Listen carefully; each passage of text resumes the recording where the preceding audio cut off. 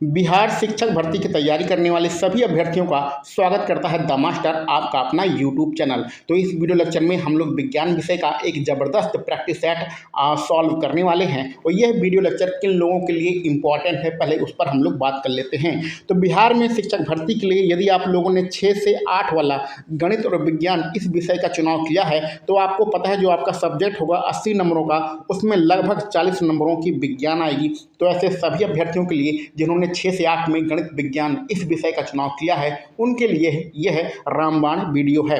इसी प्रकार यदि आप प्राथमिक शिक्षक भर्ती का फॉर्म भरा है, यानी 1 से 5 वाला जो प्राथमिक शिक्षक भर्ती है, उसमें भी 120 नंबरों का जो आपका सेकंड पेपर होगा उसमें भी आपका विज्ञान एक महत्वपूर्ण विषय है।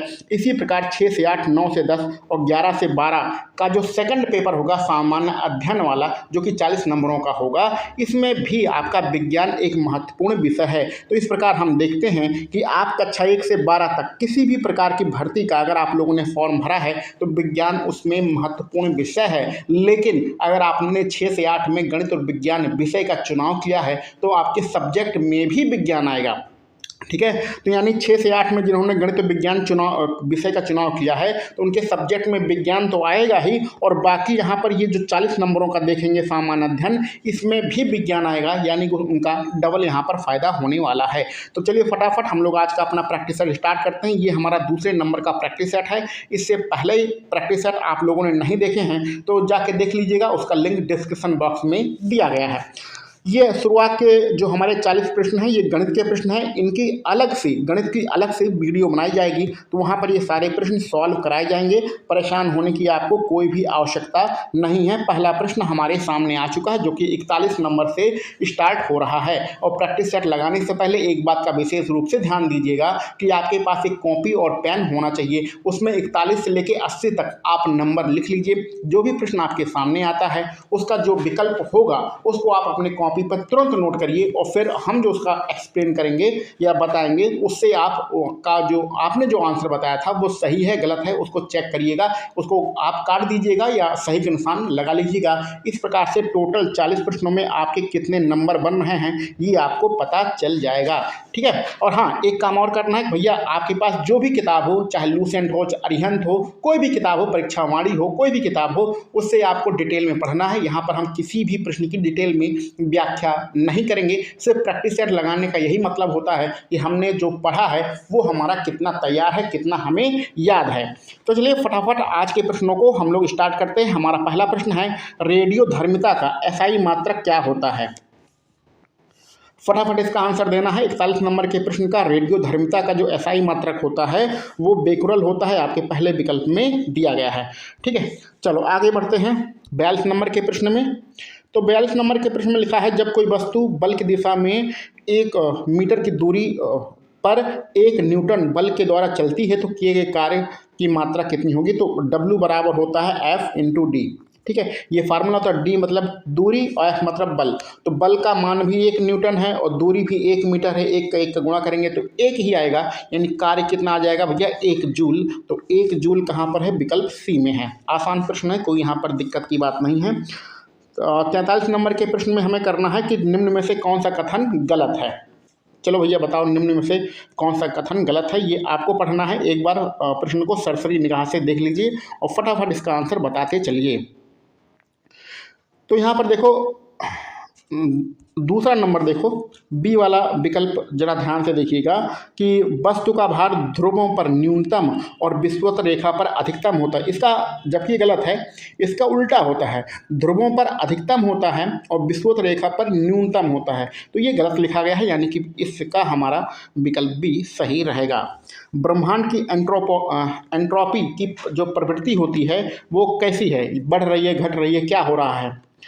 तो ब्रह्मांड में जो ऊष्मा होती है, सारी ऊष्माएं वायुमंडल में जाती हैं, वायुमंडल से ब्रह्मांड में जाती हैं। इस प्रकार जो एंट्रोपी होती है वो निरंतर बढ़ रही है, यानी अधिकतम है। इसको हम लोग अधिकतम कह सकते हैं या निरंतर बढ़ रही है यह भी कह सकती हैं। तो विकल्प सी हमारा यहाँ पर सही रहेगा। तो गति का जो तीसरा नियम होता है वो किनके बीच में संबंध को स्थापित करता है, ये आपको बताना है 45 नंबर के पृष्ठ पर। तो गति का जो तीसरा जो नियम होता है वो आपका स्थिति और वेग इनके बीच में संबंध स्थापित करता है। तो पहला विकल्प यहाँ पर हमारा सही रहेगा। चलो आगे बढ़ते हैं अगले प्रश्न पर। जब हम ब्रेक लगाते हैं तो एक कार मुख्य रूप से किस बल के कारण रुक जाती है? आसान प्रश्न है। तो जो सड़क पे कार चलती है उनके बीच में सड़क में और कार के जो पहिए होते हैं उनके बीच में घर्षण बल काम करता है, उसी बल के कारण जो है कार ब्रेक लगाने पर रुक जाती है। ठीक है, आसान प्रश्न है, कोई दिक्कत की बात नहीं है। 47 नंबर के प्रश्न में लिखा गया है विकिरण द्वारा ऊष्मा का स्थानांतरण मुख्य रूप से किस पर निर्भर करता है? तो जो ऊष्मा का स्थानांतरण होता है विकिरण विधि से, उसमें तापमान और पिंड की प्रकृति और पिंड का विस्तार, वो किस प्रकार का पिंड है, सब पर निर्भर करता है। यानी कुल मिला के उपरोक्त सभी इस प्रश्न का आंसर होगा। फटाफट आप सारे विकल्पों को देखते रहिए और जो भी आपको सही लगे उसका आंसर बताते चलिए। और अगर आपके पास कॉपी पेन नहीं है तो कमेंट बॉक्स में इन सारे प्रश्नों का आंसर आप लिख सकते हैं। इससे क्या होगा कि इससे आपके मन में एक प्रश्न याद बना रहेगा कि हमने इस प्रश्न का यह आंसर दिया था। तो 48 नंबर का जो है ध्वनि की तीव्रता, बहुत ही आसान प्रश्न है। ध्वनि की तीव्रता होती है भैया डेसीबल में। ठीक है, विकल्प सी यहाँ पर सही रहेगा।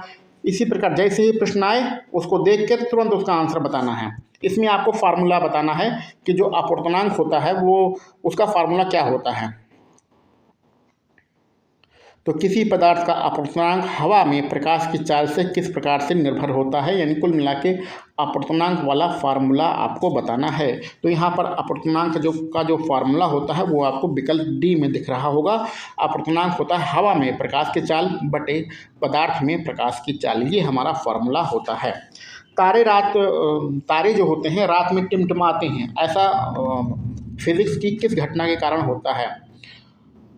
तो भौतिक विज्ञान का कौन सा नियम लगता है? भौतिक विज्ञान का वहाँ पर अपवर्तन का नियम लगता है। वायुमंडलीय अपवर्तन के कारण जो तारे होते हैं वो टिमटिमाते हुए हमें दिखते हैं। मिश्र धातु कौन सी है? इन चार विकल्पों में से कौन सी हमारी मिश्र धातु है?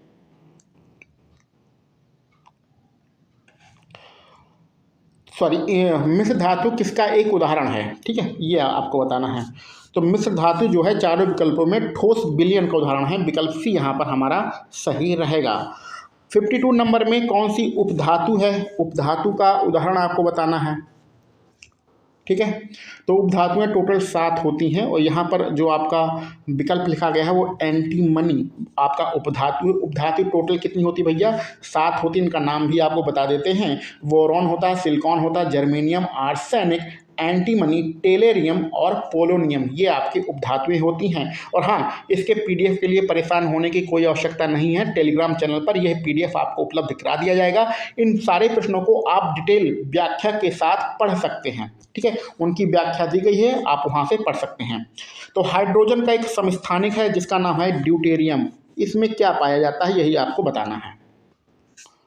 तो हाइड्रोजन का जो समस्थानिक होता है ड्यूटेरियम, उसमें एक प्रोटॉन और एक न्यूट्रॉन होता है। विकल्प बी यहाँ आपका सही रहेगा। खाद्य पदार्थ में दुर्गंध आने का मुख्य कारण क्या होता है? एक तो वसा होता है और दूसरा तेलों का क्या होता है भैया? तो तेलों का होता है भैया यहाँ पर ऑक्सीकरण। तो तेलों का ऑक्सीकरण होता है और वसा तो होता ही है। इसके कारण जो खाद्य पदार्थ होते हैं वो सड़ जाते हैं, दुर्गंध आती है।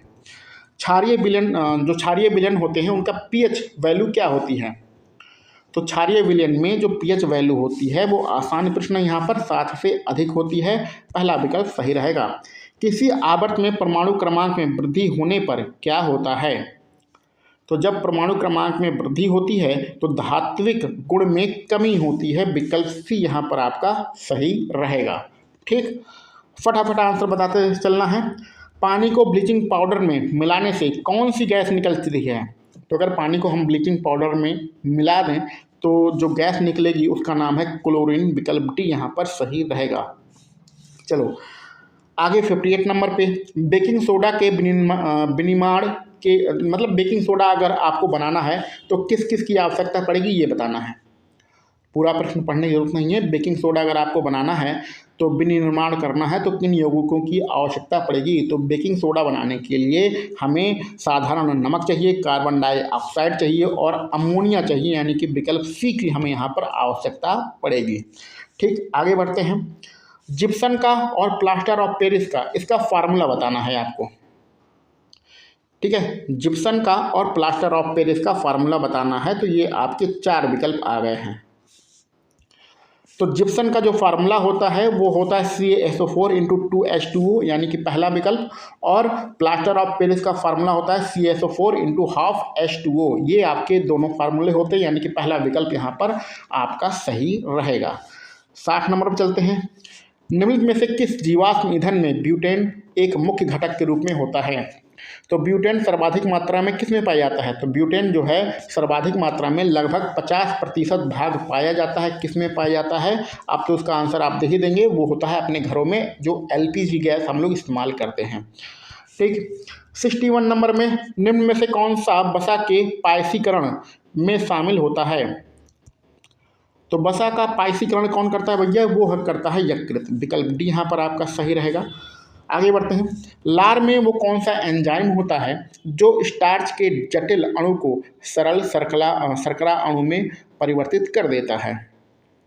तो लार में हमेशा ये आसान प्रश्न है। लार में कौन सा एंजाइम पाया जाता है? लार एंजाइम पाया जाता है। ठीक है, ज़्यादा दिमाग लगाने की यहाँ पर आवश्यकता नहीं है। आगे बढ़ते हैं। मानव के आमाशय में कौन सा अम्ल पाया जाता है? तो मानव के आमाशय मतलब पेट। पेट में कौन सा अम्ल होता है भैया? तो पेट में होता है HCl, हाइड्रोक्लोरिक अम्ल। विकल्प बी यहाँ पर आपका सही रहेगा। चलो आगे बढ़ें। मानव रक्त के निर्माण के लिए इनमें से किसकी आवश्यकता होती है? आसान प्रश्न है। मानव का अगर रक्त बनाना है, रक्त बनता है जो हमारे शरीर के अंदर, उसमें इन चारों विकल्पों में से किसकी ज़रूरत पड़ती है? तो यहाँ चारों विकल्पों में जो है लौह अयस्क यानी कि लौह या आयरन की आवश्यकता पड़ती है। लोग कहते हैं ना पालक खाओ आयरन मिलेगा, खून बढ़ेगा। ठीक है, उससे आप समझ सकते हैं। 65 नंबर में एक वयस्क जो मानव हृदय है उसका औसत वजन कितना होता है? देखो, वजन के मामले में थोड़ा सा कन्फ्यूजन होता है। जो फीमेल होती हैं, महिलाएं होती हैं, उनका जो वजन होता है वो 250 से 300 केजी नहीं सॉरी ग्राम होता है। किलोग्राम तो बहुत ज़्यादा हो जाएगा, ग्राम होता है। ठीक है, और जो मेल होता है, जो पुरुष होता है, उनका जो हृदय का वजन होता है वो 300 से लेके 350 होता है। तो इतना इसका वेट होता है। तो यहाँ पर 300 दिया गया है, इसलिए आपका आंसर जो रहेगा 300 ग्राम रहेगा। ठीक है, विकल्प भी यहाँ पर आपका सही है। आगे बढ़ते हैं। 66 नंबर पर A, B और O खून ग्रुप प्रणाली का आविष्कार किसने किया था? तो इसकी खोज किसने किया था या आविष्कार किसने किया था ये बताना है। आविष्कार नहीं होता, ये तो खोज होती है। तो आविष्कार शब्द यहाँ पर गलत लिखा गया है। तो 66 नंबर में जो आपका प्रश्न होगा उसका लैंड स्टीनर, ये आपका विकल्प सही रहेगा। विकल्प सी आपका यहाँ पर सही रहेगा। आगे बढ़ते हैं। जो गुर्दे की पथरी होती है वो किसके कारण बनती है? गुर्दे में जो पथरी पाई जाती है, पथरी का निर्माण हो जाता है गुर्दे में, उसका क्या कारण है? तो उसका जो कारण है वो कैल्शियम ऑक्सलेट है। विकल्प ए यहाँ पर आपका सही रहेगा। ठीक, चलो आगे बढ़ते हैं। न्यूरॉन्स के बीच के दो न्यूरॉन्स जो होते हैं हमारे मस्तिष्क में, उनके बीच के स्थान को क्या कहते हैं? तो न्यूरॉन्स के बीच के स्थान को सिनेप्स कहते हैं। ये आपका विकल्प बी में सही रहेगा। मानव शरीर की सबसे छोटी मांसपेशी कौन सी है? तो जो सबसे छोटी मांसपेशी होती है उसको स्टेपिडियम कहते हैं। स्टेपेडियम, ये आपका विकल्प बी सही रहेगा। फटाफट हमें देखते जाना है प्रश्न को और उसका आंसर बताते जाना है। बॉडी बिल्डिंग जो वाला जो भोजन होता है वो क्या होता है? तो स्वाभाविक सी बात है, आप प्रोटीन जितना ज़्यादा खाओगे उतना ही आपकी बॉडी बनेगी, मसल बनेगी। यानी प्रोटीन वाला जो भोजन होता है वो बॉडी बिल्डिंग वाला भोजन कहलाता है। ये आपका विकल्प ए वाला यहाँ पर बिल्कुल सही है। आगे बढ़ते हैं। निम्न में से कौन सा शरीर में ग्लाइकोजन के रूप में संग्रहित होता है? तो ग्लाइकोजन के रूप में कौन सा एकत्र होता है शरीर में भैया? ग्लाइकोजन के रूप में कार्बोहाइड्रेट्स हमारे शरीर में संग्रहित होता है। पहला वाला विकल्प सही है। दाद किस प्रकार की बीमारी है? तो दाद अधिकांश लोगों को होती है, तो ये कवक के कारण ये बीमारी होती है। तो विकल्प भी आपका सही रहेगा। एपिग्रामी में किसका अध्ययन करते हैं? तो एपिग्राफी जो होता है, एपिग्राफी में हम लोग किसका अध्ययन करते हैं? तो एपिग्राफी में हम लोग जो पुराने शिलालेख होते हैं, पुराने प्राचीन काल के, उनका अध्ययन करते हैं। तो विकल्प भी यहाँ पर आपका सही रहेगा। फलों में जो मीठापन होता है उसमें कौन सी शर्करा पाई जाती है? तो फलों में मीठेपन का क्या कारण होता है? फलों में फ्रक्टोज नाम की शर्करा पाई जाती है, जिसके कारण फल हमें मीठे लगते हैं। 75 नंबर चलते हैं। निम्न में से किस वर्ग में तापमान कुछ प्रजातियों में लिंग का निर्धारण करता है? तो इन 4 विकल्पों में कौन सा वो प्रजाति है जिसमें तापमान में थोड़ा बहुत अंतर होने के कारण उसके लिंग का निर्धारण होता है? तो 75 नंबर में आपका विकल्प डी सरीसृप यहाँ पर बिल्कुल सही रहेगा। ठीक है, चलो आगे बढ़ते हैं भैया। देखिए, बोर नहीं होना है। साइंस आपके लिए बहुत ज़्यादा महत्वपूर्ण है, इसलिए पूरा प्रैक्टिस सेट देखिए और बाद में बताइए कि आपके कितने प्रश्न सही हो रहे हैं। घबराने की कोई भी आवश्यकता नहीं है, आपके पास अब ज़्यादा समय नहीं बचा हुआ। जितना भी समय है उसमें आपको अधिक से अधिक प्रैक्टिस सेट ही लगाना है। 76 नंबर का प्रश्न है, पौधों को 5 समूह में बांटा गया है, इनमें से कौन सा एक समूह नहीं है? देखो, पौधों को जो 5 समूह में बांटा गया है वो है थैलोफाइटा, ब्रायोफाइटा, टेरिडोफाइटा, अनावृत बीजी और आवृत बीजी। तो यहाँ पर प्रोटोकार्डेटा ये कोई भी समूह नहीं होता, तो ये हमारा गलत है और बाकी सब हमारे सही है। आगे बढ़ते हैं। महासागर में अधिकांश मात्रा में शैवाल पाए जाते हैं और ये किसका स्रोत होते हैं? तो जो शैवाल होते हैं वो मीथेन के एक प्रमुख स्रोत होते हैं। तो पहला वाला विकल्प आपका यहाँ पर सही रहेगा। 78 नंबर पर चलते हैं। निम्नलिखित में से कौन ऐसे पौधे हैं जो एक लिंगी पुष्प उत्पन्न करते हैं? तो एक लिंगी जो पुष्प उत्पन्न कर रहे हैं वो हमारे तरबूज और पपीता है। विकल्प सी यहाँ पर आपका बिल्कुल सही रहेगा। 79 नंबर के प्रश्न में पौधों की जड़ें ऑक्सीजन कहाँ से प्राप्त करती हैं? तो जो पौधों की जड़ी होती हैं वो मिट्टी के जो कण होते हैं उनके बीच में जो छोटे छोटे जगह होती हैं जिसको हम लोग वायु अवकाश कहते हैं, वहाँ से ऑक्सीजन प्राप्त करते हैं। तो विकल्प सी यहाँ पर आपका बिल्कुल सही रहेगा। ठीक है, आगे बढ़ते हैं। आज का आखिरी प्रश्न, निम्न में से कौन सा विकल्प पौधों में उत्सर्जन के विभिन्न तरीकों को दर्शाता है? तो उत्सर्जन के कौन कौन से तरीके हैं पौधों में, ये आपको बताना है। तो उत्सर्जन के तरीके होते हैं, वाष्पोत्सर्जन होता है, विसरण होता है और संग्रहण होता है। पहला वाला विकल्प यहाँ पर आपका बिल्कुल सही है। तो इस प्रकार से टोटल हम लोगों ने यहाँ पर 40 प्रश्न को ख़त्म किया है। इन 40 प्रश्नों में आपके कितने प्रश्न सही हो रहे हैं कमेंट बॉक्स में ज़रूर बताइएगा। और हाँ, इसी प्रकार का प्रैक्टिस सेट प्राप्त करने के लिए इस यूट्यूब चैनल को सब्सक्राइब कर लीजिए। हमारे साथ लगातार इसी प्रकार से बने रहिए। और ये जो आपका प्रैक्टिस सेट है ये इसका PDF आपको टेलीग्राम चैनल पर उपलब्ध करा दिया जाएगा, तो टेलीग्राम चैनल को भी ज्वाइन कर लीजिए। चलिए मिलते हैं हम लोग अगले किसी प्रैक्टिस सेट में। आप सभी लोगों को वीडियो देखने के लिए बहुत बहुत धन्यवाद।